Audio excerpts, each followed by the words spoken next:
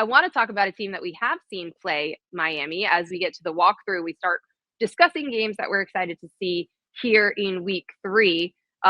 Where I'm on the road for this team, Texas A&M, going to play at Notre Dame. So they're actually, I saw the equipment truck. We're getting it ready. It's going to go make its 20-hour drive or whatever tomorrow, as we're recording this on Wednesday this week. So it's going on Thursday. Notre Dame is favored by 6.5 points in this one.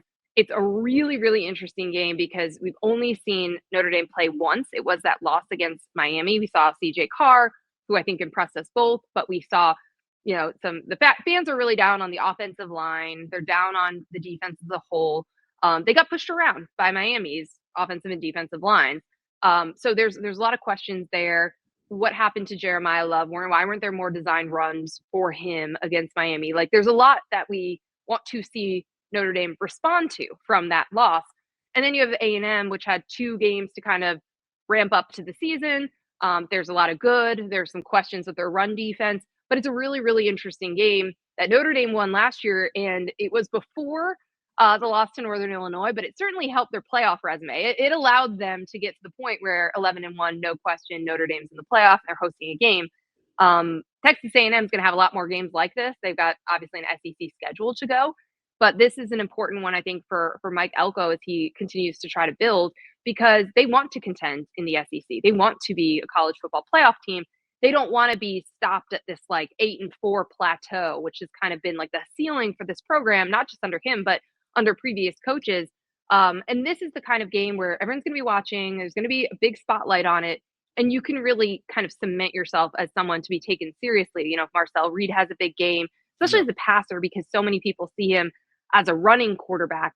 They added pieces, receivers out of the portal, including Casey Concepcion, who I think is really, really good. And they, again, there's questions about the run defense and some of that, but they have an opportunity here against a team that, it looked like there's some opportunities to potentially push or exploit in Notre Dame, at least the way they lost that opener. No doubt. And to your point about just like what this game means, I think there's a lot on both sides. Like, Notre Dame obviously has to win this. This is one of those where I think if they lose the game and you look at the rest of their schedule, it's like, all right, good luck getting into the CFP. This is a back is against the wall. Absolutely. Yes. Here. Can't have two losses. A&M, if they win this one, I know right now, like 0-2 Notre Dame, like doesn't look like a great win. But if Notre Dame would go on to win the next 10 games, A&M's going to look back and be like, this was one of those that, kind of, it could propel a program forward and make people see them more seriously on a national perspective, right? Like, Notre Dame's a big national brand. And if you, by the end of the year, have a win over 10-2 Notre Dame, I think you're going to feel good about that. So a lot riding on just kind of the storylines of it. The A&M side is interesting. You mentioned the run defense a couple times. I see a group that is very aggressive. I see a group that is really athletic, but it's almost overly aggressive, where linebackers are shooting gaps, the defensive line is running upfield, and it flattens out the defense. Everybody's at the line of scrimmage. So if the running back breaks through, there's no second level. He's just up on the secondary, and that can lead to some big runs. So I'm curious, 2 things is, number one, Mike Elko, have you addressed that? And number 2, Notre Dame, have you addressed this idea of giving Jeremiah Love the ball? Are you going to call some runs designed strictly for him and not RPOs? That'll be something to look at. Flip side, Marcel Reed, you mentioned, very good player, very talented, super electric, very exciting.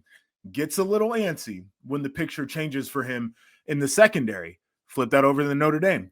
You brought in Chris Ash to give you some different looks in the secondary. Notre Dame was a team that played a ton of man-to-man, and they didn't really change it up a lot last year. When we talked to Chris Ash this offseason, he's like, I'm not going to change a ton of things, but part of the reason they brought me here was so we could have some different looks when we get into game situations where it makes sense to do it. I think there's a little bit of a chess match here, more than just the physical aspect of this game. I think both of these teams are talented enough, but have the coaching staffs through the early parts of the year adjusted to be able to handle the threats that the other team would bring. Yeah, when I talked to Mike Elko about this, he was talking about that it's so hard to know who teams are yet, right? And you're going to learn a lot about both of these teams. But even like you said, he was impressed by CJ Carr and his composure. But you still know, he's going to be making his second start ever. He is expecting that Jeremiah Love and the run game is going to be a factor, and that is going to be one of the matchups that's going to decide this about Texas A&M stopping the run, stopping one of the best running back, maybe running back rooms in the country. But it's really interesting what he told me about Marcel Reach. So, he was talking about how, he's really grown in the system. He got thrown into it in the middle of last year. And he's a lot more comfortable, but everyone kind of thinks he can't be a great passer because we saw what he did on the ground against LSU last year. And he just said that like that was what they were giving and it worked, and then it kind of cemented everyone's idea of who he is as a quarterback. But like I said, they have receivers that they really believe in, and they think that he can go out and win the game on his arm too. So that does create the dynamic, what you're talking about how do you match up against that with the secondary? How do you handle a couple of big receiver threats? That, by the way, Elko thought that like Concepcion, for example, like they didn't really get enough buzz. Like he thought it was kind of flying under the radar, some of their pickups this offseason. Yeah. And it absolutely has. So I'm really interested in that. And then again, Elko is such a defensive minded guy. And it's like, okay, well, you never want to be like in 3rd and long against a Mike Elko defense. And listen, he's not like calling all the plays, like he's not DC, but obviously his fingerprints are all over it. Very creative. He told me he thinks that they do more situational football than anyone else in the country, and certainly anywhere else he's been. So they're going to be very prepared for those different moments, and he always throws different creative and difficult things at other teams. So I'm just really interested, like you said, about the chess match between like the game plans, the adjustments, the coaches, and what they're trying to do, where they think that the game can be won or lost. Yeah, I mean, it's one of the things, like there are a lot of games that I look at on Saturdays and I'm like, it comes down to the players, like period. But I think that either one of these teams has ways through scheme, through coaching, to be able to really gain that advantage. I go back to, and you mentioned the A&M wide receivers. They are flying under the radar. Let's be perfectly clear. They've got very talented players, and these dudes can run. They can run. And I just go back to Notre Dame in the national championship game, and basically it's Jeremiah and he's taken off, right? And if Notre Dame's able to get into a different defense where they're just not one-on-one, maybe that play doesn't happen. And so that's why I'm saying that I think that the chess match with these coaching staffs is going to come into play here, because I think more than ever, for Notre Dame at least, they're aware of what they have and what they need to guard against and how people are going to want to attack them. And I think their coaches are trying to create the right game scheme for that. Yeah, and Mario Craver as well. Like those two receivers are the ones that, he just doesn't think got enough attention nationally and can be a really big boost for them. But again, like these are some of the questions we've always had about Texas A&M, right? Like what do you need to do to close that gap to get into the top tier? Quarterback play has been a huge part of that.